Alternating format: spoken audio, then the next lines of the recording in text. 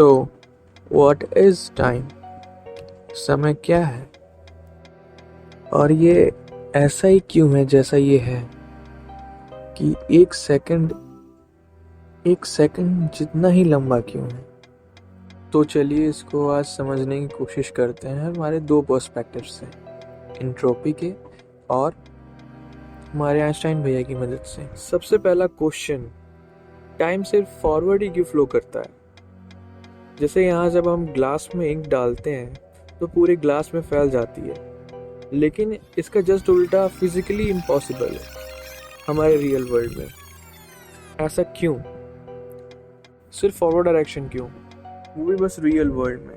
लेकिन जब हम सब एटॉमिक लेवल पर जाते हैं to the realm of quantum mechanics, time की फ्लो को लेके कुछ ऐसा सीन नहीं होता।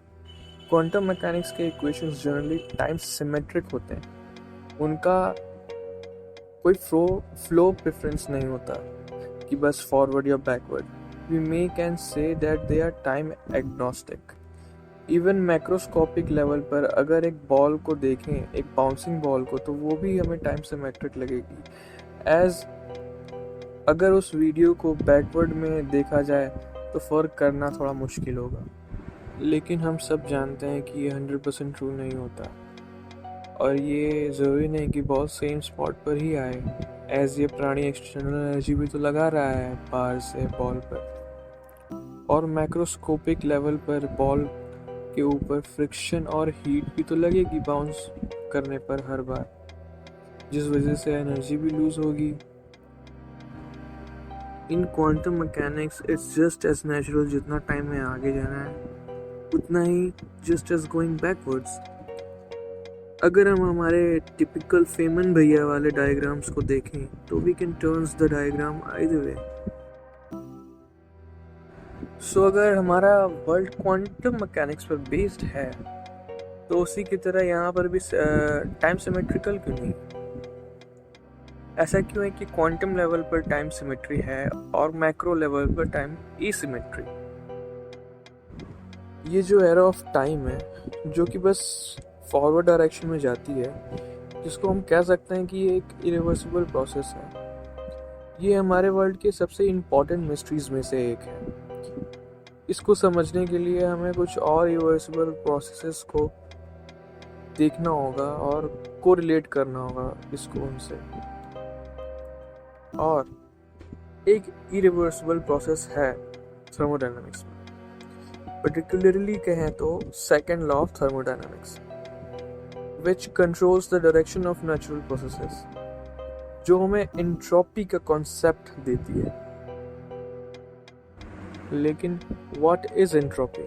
सिंपली कहें तो it's the measure of disorder।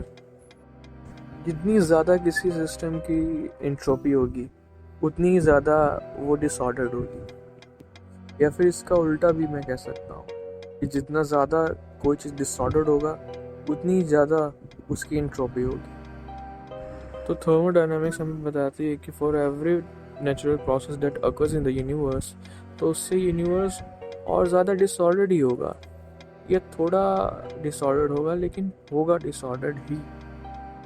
ऐसा कोई नेचुरल प्रोसेस नहीं है जिससे यूनिवर्स हमारा और ऑर्डर्ड हो जाए। ये तो हो गया एंट्रोपी को सबसे आसान तरीके से समझना। लेकिन अब थोड़ा सा एंट्रोपी में घुसते हैं और उसकी बात करते हैं इंफॉर्मेशन के पर्सपेक्टिव से। Entropy is related to the amount of information required to describe a system. चलिए एक एकदम क्लीन रूम का एग्जांपल लेते हैं। यहाँ पर हमको बहुत कम इंफॉर्मेशन की ज़रूरत पड़ेगी इस रूम को एक्सप्लेन करने के लिए। कम इंफॉर्मेशन, जैसे यहाँ एक चेयर है, एक लैम्प है, एक पर्दा है। अगर इसको हम लोग बहुत ज़्यादा गंदा कर दें तो अब हमें इसको एक्सप्लेन करने के लिए ज़्यादा इन्फॉर्मेशन की ज़रूरत पड़ेगी। जैसे ये शर्ट है, उसके पास एक और शर्ट है, और भी ढेर सारे कपड़े हैं, तो ज़्यादा इन्फॉर्मेशन की ज़रूरत पड़ रही है अब इस जगह को डिस्क्राइब करने के लिए।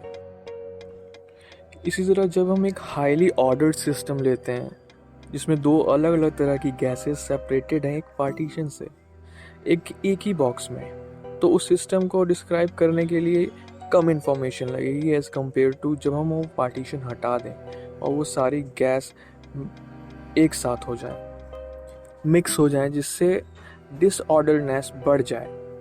तो अब हमें ज़्यादा इन्फॉर्मेशन लगेगी उस सिस्टम को डिस्क्राइब करने के लिए, और अब हम कह सकते हैं कि सिस्टम की एंट्रोपी बढ़ गई है। तो इन सारे तामझाम से बस हम लोग ये कहना चाह रहे थे, इंफॉर्मेशन डायरेक्टली टाइड है हमारी एंट्रोपी से। So if the entropy of the universe is always increasing, तो हम लोग ये कह सकते हैं कि अब जो इन्फॉर्मेशन लगेगी यूनिवर्स को एक्सप्लेन करने के लिए, वो भी कॉन्टीन्यूसली बढ़ती जा रही है। तो ये हमें एक सेंस ऑफ आइडिया देता है कि टाइम हमेशा फॉरवर्ड ही क्यों फ्लो करता है। तो आप लोग पूछेंगे कि मैं इस कंक्लूजन पे डायरेक्ट कैसे पहुंचा। तो आइए हम लोग फिर से वही बॉक्स के पास चलते हैं जिसमें दो गैसेस हैं जो कि एक पार्टीशन से अलग अलग किया गया है, और अब हम वो पार्टीशन हटा देते हैं। जैसे ही पार्टीशन हटाएंगे तो दोनों गैसेस मिल करके कुछ और तरीके की चीज़ बनाएंगी। ये प्रोसेस ओनली वन वे है, तो ये एक ही डायरेक्शन में जाएगा, from an order state of two gases to a disorder state of one different kind of gas. यहाँ पे की पॉइंट ये है, मैं ये कहना चाह रहा हूँ कि ये जो प्रोसेस है वो टाइम सिमेट्रिक नहीं है, ये एक वन वे प्रोसेस है। यहाँ पर एक स्टेट से दूसरे स्टेट में जाया जा रहा है, और हम लोग पीछे नहीं जा सकते। हम लोग लोअर एंट्रोपी से हायर एंट्रोपी में जा रहे हैं, तो हम लोग हायर एंट्रोपी से लोअर एंट्रोपी में नहीं जा सकते। तो ये आपको थोड़ी सी टाइम की याद नहीं दिलवा रहा, जो कि फॉरवर्ड डायरेक्शन में ही मूव करता है। एक और बात, वो जो दो गैसेस हैं जो मिक्स हो चुकी हैं, उनका दोबारा अपने प्रायर स्टेट में जाना इम्पॉसिबल नहीं है। But the problem is that there are so many possible places for the particles to be in the box that the probability of the red gas to be at one part of the box and the grey gas to be at the other part of the box is effectively zero.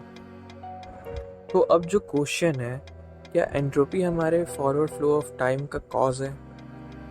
Time और entropy हम लोगों को अब थोड़ा बहुत लग रहा होगा कि एक दूसरे से किसी तरीके से तो रिलेटेड हैं, but how do we know one is the cause of the other? कि या फिर ऐसा है कि टाइम की वजह से हमारी एंट्रोपी ऑलवेज बढ़ती है। तो अगर मान लिया जाए कि इंक्रीजिंग एंट्रोपी कॉज करता है हमारे फॉरवर्ड फ्लो ऑफ टाइम को, तो हम लोग ये कह सकते हैं कि डिक्रीजिंग एंट्रोपी हमारा कॉज करेगा बैकवर्ड फ्लो ऑफ टाइम। हम लोग कई सारे डिक्रीजिंग ऑफ एंट्रोपी के एग्जांपल्स देख सकते हैं। फॉर एग्जांपल, जैसे कि हमारे रेफ्रिजरेटर में, वहाँ पर एंट्रोपी घटती है बाय रिमूविंग द हीट, लेकिन वहाँ पर तो टाइम बैकवर्ड्स में मूव नहीं करता। फ्रिज के अंदर भी टाइम फॉरवर्ड में ही फ्लो करता है। यहाँ पर नोट करने वाली बात यह है कि यहाँ पर भी second law of thermodynamics violate नहीं हो रहा है, क्योंकि यहाँ पे भी जो नेट हमारी एंट्रोपी है वो अब भी बढ़ रही है।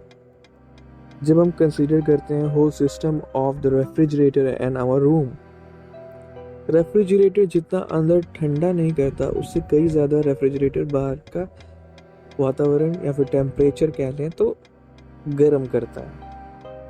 I mean to say, refrigerator increases the entropy of the room by heating it up.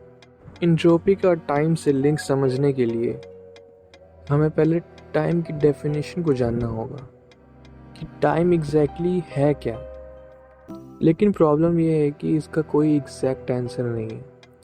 Internet पे इसका जो डेफिनेशन है वो है, जो कि फिजिसिस्ट ने दिया है, कि time is the process that brings the unknown future into the recorded past via the present.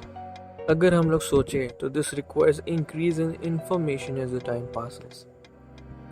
Because her second, her moment जो बीत रहा है वो रिकॉर्ड हो रहा है एज अ पास्ट, जो कि इंश्योर कर रहा है कि ये हुआ था। नई इंफॉर्मेशन ऐड हो रही है यूनिवर्स में, जिससे और ज़्यादा एंट्रोपी बढ़ रही है, और ये रिलेटेड हो सकता है फ्लो ऑफ टाइम के। प्रीसियसली स्मॉलिन ने अपने 2021 के एक पेपर में बताया है कि पास्ट को जो चीज़ अलग बनाती है प्रेजेंट से वो है इंफॉर्मेशन जो कि गेन हुआ है एंड विच इज़ रिकॉर्डेड, और फ्यूचर जो है वो इंटरमीडिएट वेव ऑफ प्रोबेबिलिटी है जो कि कोलैप्स कर जाती है प्रेजेंट के आते ही।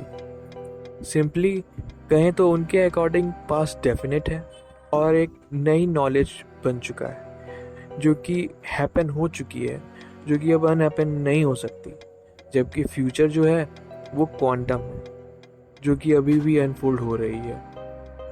सो according to Smolin, quantum indefinite present से जो हमारा क्लासिकल पास्ट बनता है वो हमारा एरो ऑफ टाइम को डिटरमाइन करता है, क्योंकि हमारा जो क्वांटम प्रेजेंट है वो हमेशा हमारा क्लासिकल पास्ट बनेगा।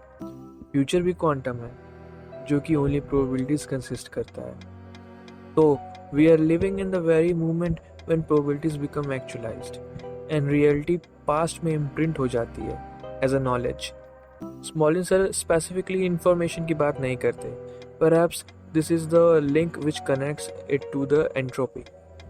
बट अगर स्मॉलिन सर करेक्ट है कि arrow of time is because of intermediate quantum events becoming the classical past, और ये नॉलेज और ज़्यादा इंफॉर्मेशन क्रिएट कर रही है constantly, the entropy is also increasing because of its link to information.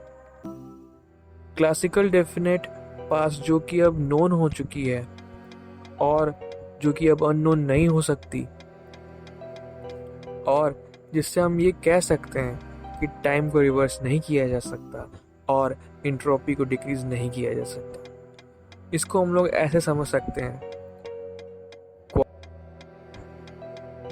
Quantum become classic, information increases, entropy increases and time flows only forward.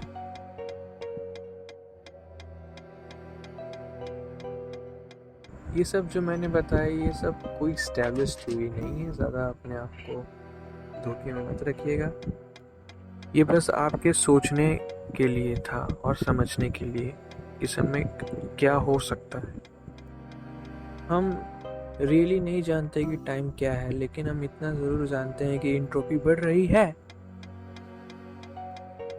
और साथ ही में यूनिवर्स हमारा और ज़्यादा डिसऑर्डर्ड भी हो रहा है, जिसका मतलब हम लोग ये कह सकते हैं कि entropy must have been much lower in the starting of time, specially at the time of big bang. लेकिन हमारा ये यूनिवर्स इतने ज़्यादा ऑर्डरली स्टेट ऑफ एंट्रोपी पे पहुंचा कैसे इन the starting of the big bang,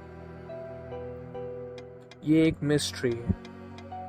but ये एक और डिस्कशन को शुरू करती है कि क्या ये एंट्रोपी इसी तरीके से फॉरएवर बढ़ती रहेगी, और अगर ये इसी तरह बढ़ती रहेगी तो क्या टाइम भी फॉरवर्ड में ही फॉरएवर के लिए फ्लो करता रहेगा।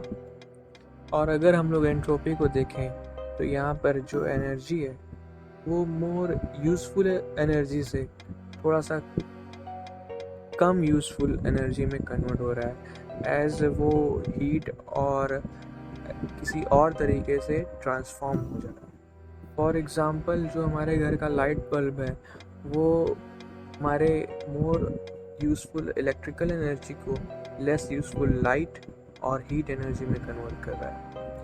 ये सारे प्रोसेसेस वन वे है और ये नए कॉन्सेप्ट को भी जन्म देते हैं, हीट डेप्थ।